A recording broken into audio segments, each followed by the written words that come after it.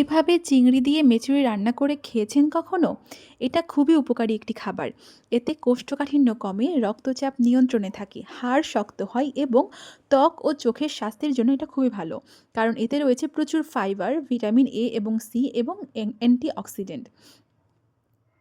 যাই হোক, এটা রান্নার জন্য আমি বেসিক ওয়েতেই এটি রান্না করেছি। ১ম এ হচ্ছে পেঁয়াজ ভালোভাবে ভেজে এর মধ্যে চিংড়ি মাছ দিয়ে দিয়েছি। চিংড়ি মাছগুলো আমাদের নিজেদের ঘেরের আর খুবই হেলদি আর খুবই সুন্দর চিংড়ি মাছগুলা। এগুলা খেতে খুবই মজা হয়। সাথে অল্প আলু দিয়েছি ছোট, ছোট করে কিউব করে কেটে।